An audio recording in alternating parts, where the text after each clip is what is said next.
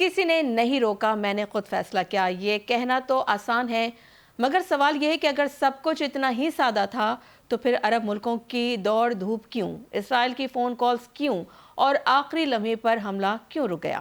Trump کہہ رہے ہیں ایران میں پھانسیاں رک گئی، شکریہ بھی ادا ہو گیا، مگر کیا جنگ واقعی ٹل گئی یا بس وقتی وقفہ لیا گیا ہے؟ اب آ جائیں اپنے ملک کی طرف ناظرین، تو وزیر دفاع خواجہ آصف کہہ رہے ہیں کہ ایران کے حالات پاکستان میں جو ہوئے وہ پاکستان میں 2023 جیسے ہیں۔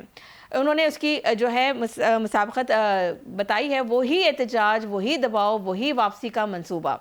9 مئی کیا اتفاق تھا یا کسی بڑی پلاننگ کا حصہ تھا؟ بیرون ملک بیٹھے لوگ کیا واقعی پاکستان کو غیر مستحکم رکھنا چاہتے ہیں؟ طالبان سے مذاکرات کا شوق کس کے لیے تھا؟ اور 8 فروری کا پہیہ جام، سیاسی دباؤ یا آخری داؤ؟ پی ٹی آئی کا راستہ کیا ہے، بات چیت یا مزاحمت؟ اچکزئی اپوزیشن لیڈر بن گئے تو کیا اب بانی پی ٹی آئی کی رہائی کی راہ نکلے گی؟ اسی تمام صورتحال پر بات کریں گے